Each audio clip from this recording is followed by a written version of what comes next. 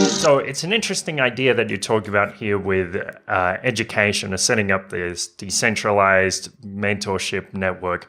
But it's a little difficult to imagine because, of course, a lot of people are used to, when they think of education, they think of just children sitting in rows or, university students in a lecture hall. So what would it look like on a practical level, say, from the student's experience? That's a great question.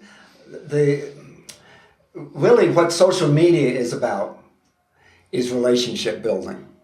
The idea that you can use the technology to build relationships with other people, some of whom you might not have talked to in 50 years. That's happened to me several times. Or people from a different country who have something in common with you, but in the past there's never been a way of contacting them. So it's really about building strong relationships.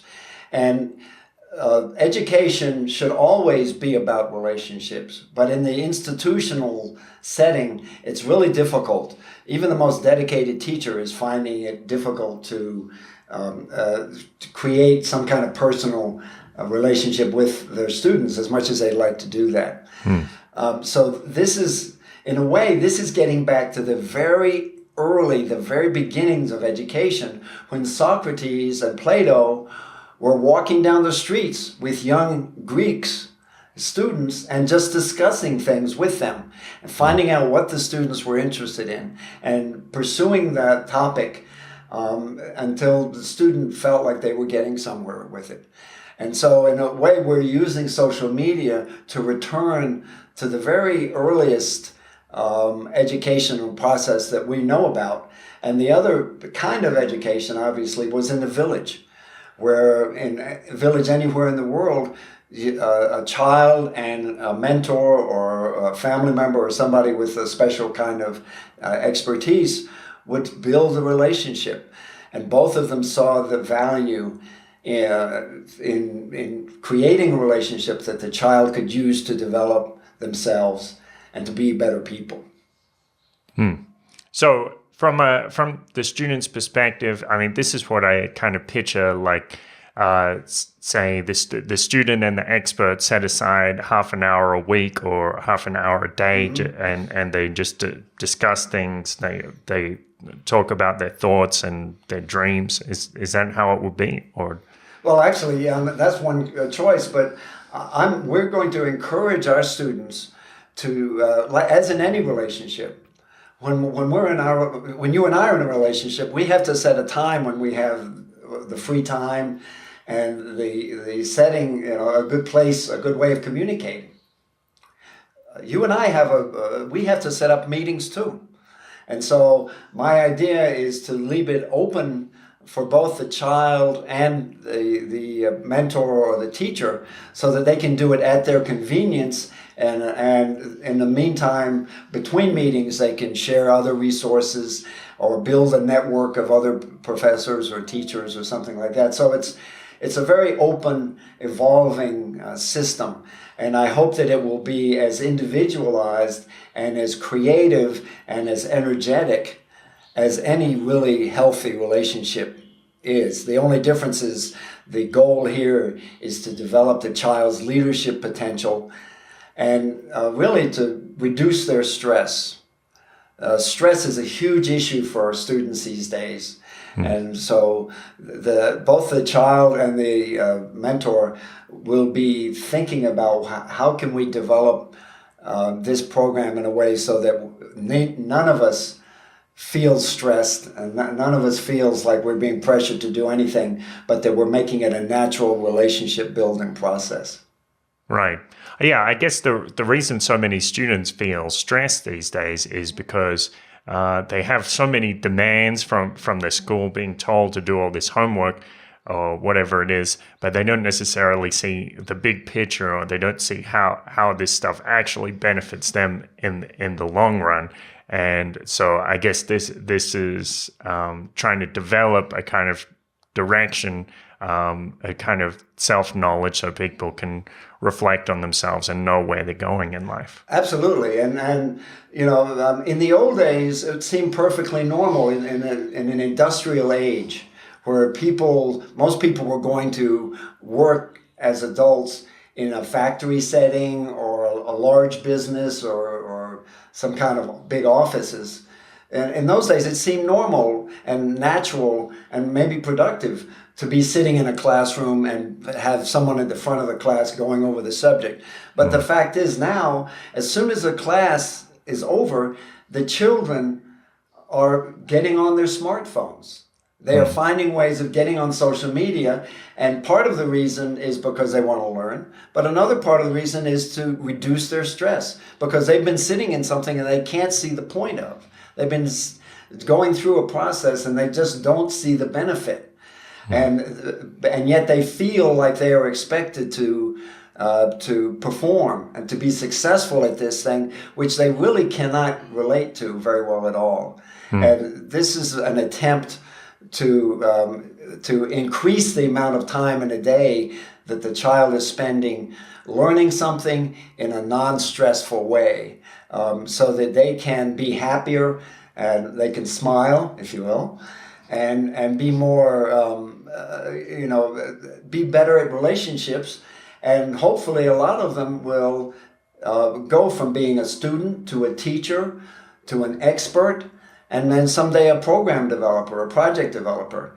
Like this African young man whose story went viral when he just built a windmill out of spare parts in his village and found a way of providing water, irrigation, to his village. This is when he was in his mid-teens.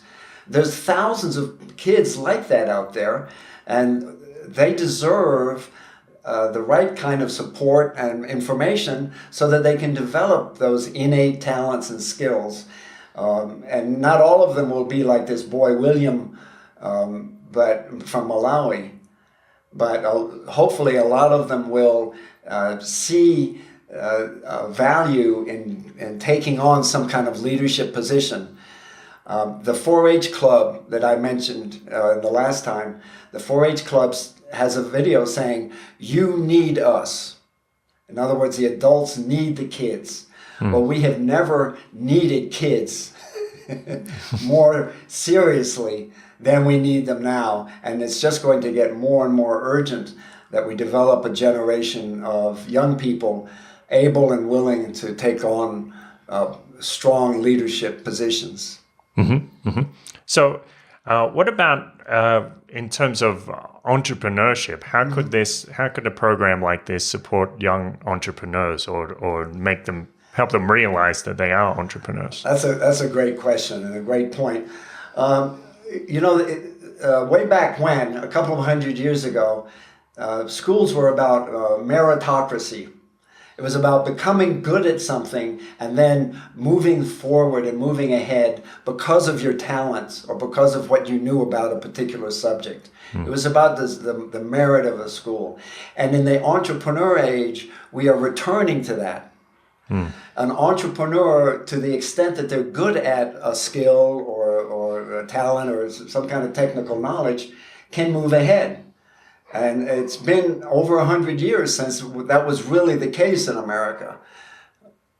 We paid lip service to being a meritocracy, but really it was about being able to use the system effectively and about knowing what people were expecting and then manipulating people. Well, that's no longer true. Entrepreneurs, and so if a child who goes through this program is not the right leadership material, and they cannot find the leadership, at the very least, they can prepare themselves to be successful entrepreneurs because they have that self-awareness and the information about what they're good at. But before they even become an adult, they might have spent 2 or 3 years talking to people who were helping them advance their knowledge, advance their potential, and to grow into productive people. And that's unheard of. Usually we're telling children, oh, just wait, once you grow up and get a job, then you can start doing something. Well, we don't think we have time to do that anymore. We think it's the earlier that we can start a child, even 12, 14 years old, on that path, the better. Yeah. Well, I think a lot of people, a lot of young people are feeling like that, like this, maybe this system has kind of left them behind. Like, I don't know if you've seen this viral video. There's a video of a young Mexican girl named Mars, and she's talking about how she says, I don't believe in school. This is ridiculous. Why are they making me do all this stuff? What I really need to be doing is something that serves myself. And so that's a huge problem. I'm sure she's not alone in feeling that. Absolutely. I think probably the majority of kids who have any kind of ambition or drive to succeed in their long term are sitting there at the desk thinking that. I was thinking, when I was in high school in the 1960s, I was thinking that. Right. So I can't imagine how many more students are thinking that these days. When they've walked in, they put away their smartphones that they were communicating on. They were learning stuff up until the time in the classrooms. Then they have to put away their smartphones and what they were using to feel empowered and to feel motivated. Yeah. They have to put those in a bag and listen to something which they feel absolutely no relevance to. You know? So there's an article that said 80% of the kids are feeling stressed at school, and this was a few years ago. So I'm sure it's higher than that now. That's a terrible waste of potential to have kids feeling that way about education. We want to change that. We want to make education fun and exciting and motivating, and an affirmation of that child's potential. And that's what we're really trying to do. Mm-hmm. So the process, a little more about the process. Yep. Basically, we're talking about writing a book, and it will be very easy, printing as many copies as we want, and it will be a personal book about the child. If it doesn't go any further than that, the child will be getting something out of it. And the child will never forget that time when they had a book written about them as children. And their parents can keep reading that to the child and keep reminding them about what they're good at. So even if that's as far as it goes, we think it's a real accomplishment. Then the next point we will go over and we will talk about, well, you seem to have these talents. These skills are something that you should be pursuing, at least checking out a little bit more. And so we're going to be making those kinds of suggestions. And then the child says, well, I looked at these YouTube videos, or I was thinking about it with my friends, and I think this is the thing that really turns me on. This is something that I really get excited about. And then we can say, well, we would be happy to help you connect and build strong long-term relationships with experts in that field, with people who can help you develop and who won't be in this relationship if they're not comfortable working with someone your age who's just starting out. And so we will be qualifying those experts to be the kind of people who can make the best of the situation for that child, because everyone's best interest is in keeping the child moving ahead. And then the book and the information that they get will hopefully lead to the child really building their own educational program. It's not about what we want the child to do. It's really about what the child is excited about. And if the child is excited, if a young person up until their teens, even for years later, if they're doing something that excites them, they're going to do it a lot more seriously and with a lot more passion, and be happy to start sharing that information with other people who need that information too. So that's really the definition of leadership. A leader is not a manager. We are tending to believe, to act like being a leader is the same as a manager, but it's very different. And we need to have fewer managers in the world and many more leaders.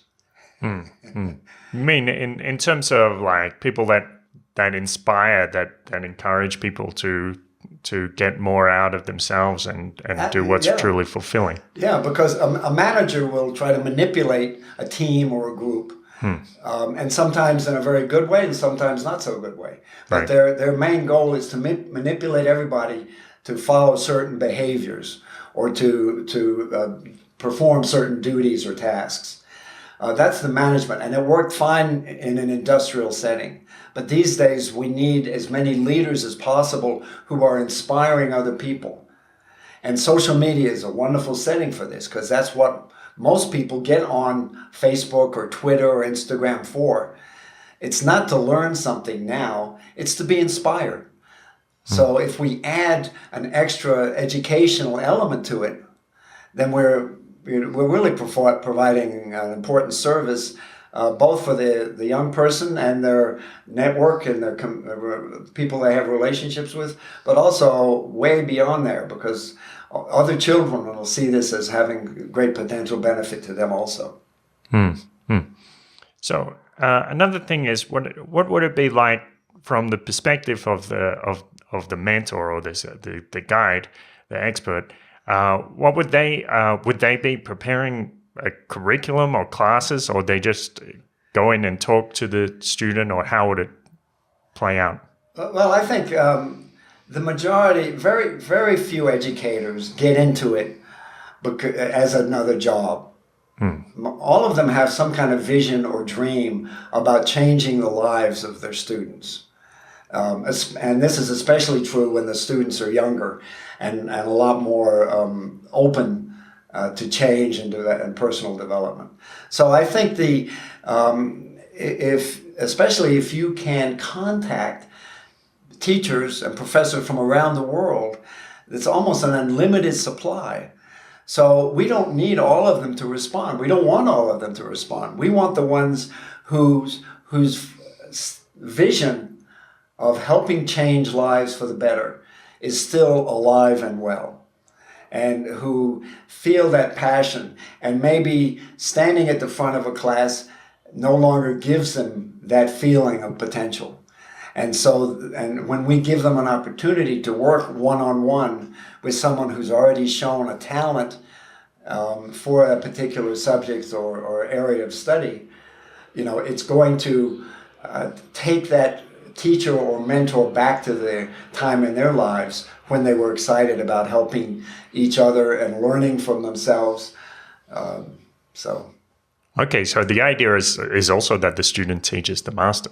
Absolutely, because one axiom that they have in education is that the best way to learn is to teach. And so that's what we will be giving everybody to a different degree of experience in, is learning through teaching.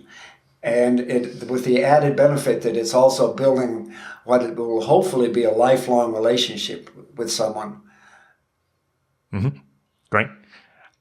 So I guess this, I wonder how it ties into, say, if I use the phrase open source, like a lot of people know about open source software, but this sounds like it could be like open source education, like people could be uploading materials onto some sort of database so everybody could learn from that.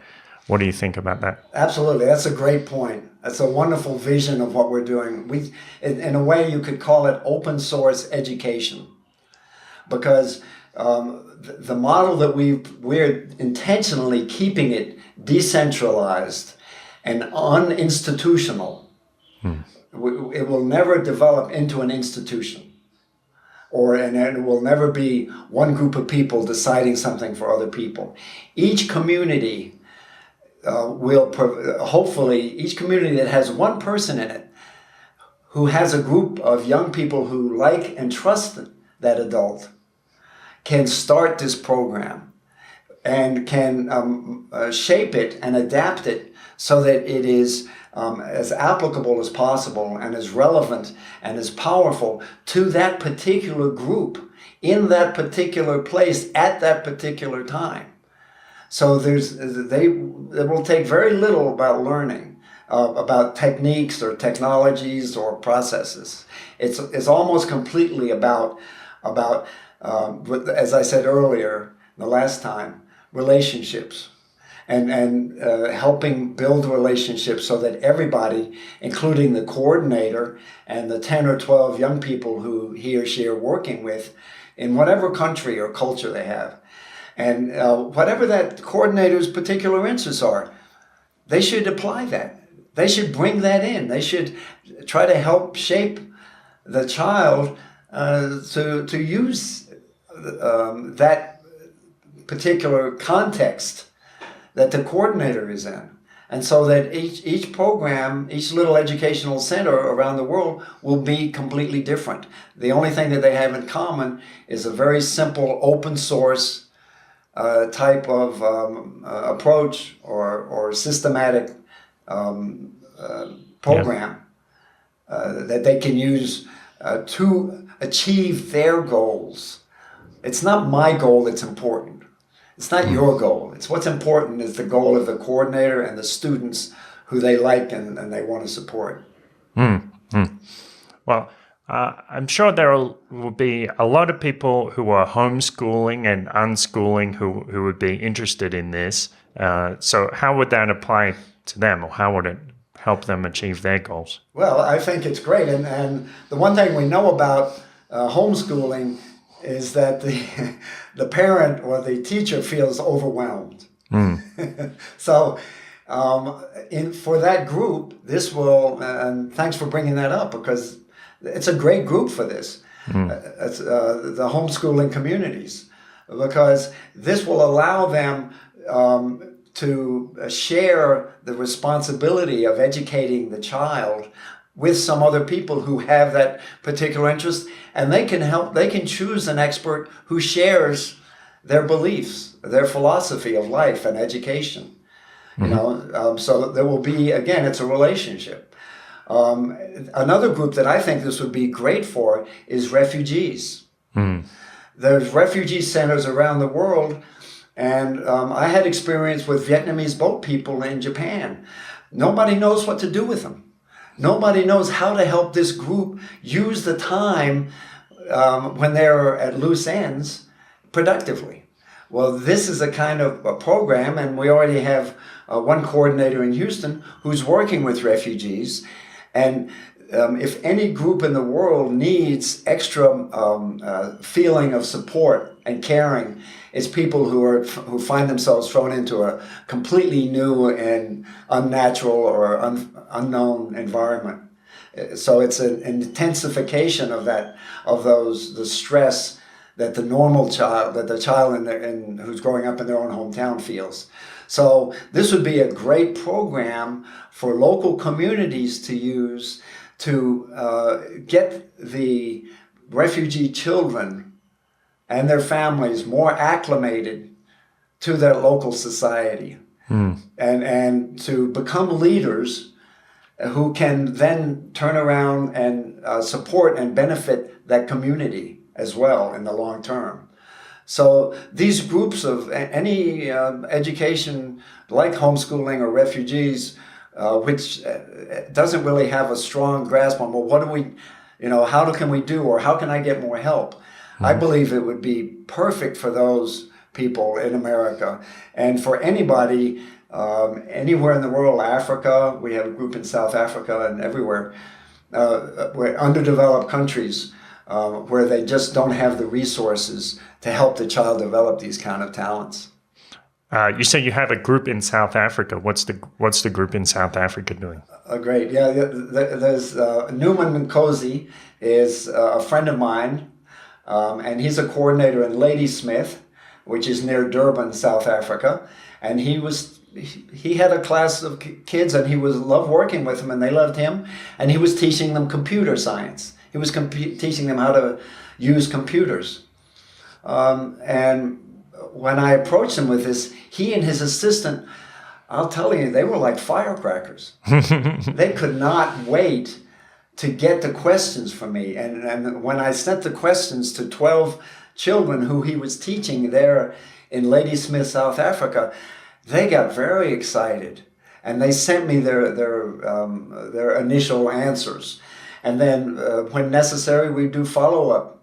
And so, and Newman told me that the local government was interested in promoting Zulu culture and Zulu language to these children. And they were not doing it as well as they would like to in school. We're talking about how we can make it into a program that the local community can use to promote their society, to promote their culture, language, belief systems, and to reinforce these things with the kids. Mm-hmm. Yeah. Well, I know, like you're talking about. Well, in South Africa, there are these different cultural groups, and you mentioned with the refugees. And I know a lot of people are concerned, rightly or wrongly, that because of these differences in culture, maybe refugee children are going to fall into delinquency or something like that.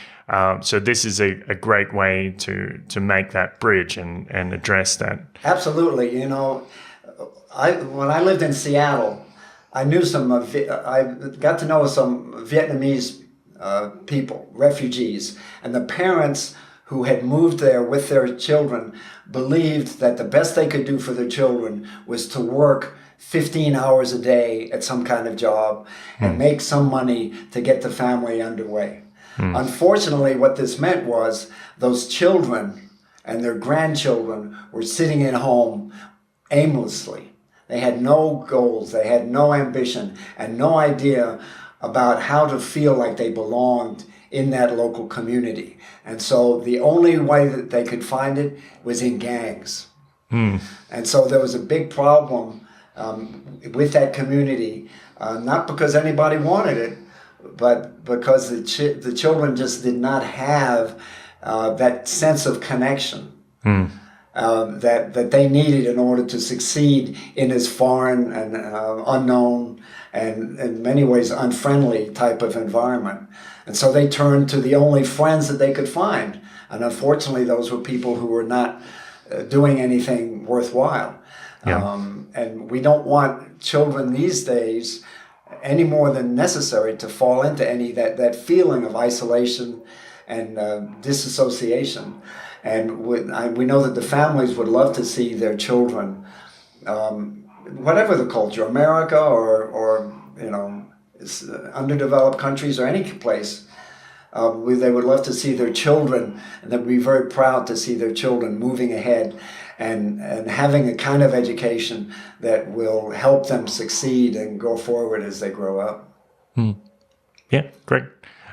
So did you have anything else you wanted to say about the project, about the process? Or? Well, I just hope that it's not for everyone. And a lot of people, it's outside of many people's comfort zones, I think, because we have been brought up to believe that we need the institutions and we need the grouping. But in the social media age, I think more and more people are looking for a variation on the existing institutions. And they don't trust those institutions anymore. They're looking for a new model with people who they can trust.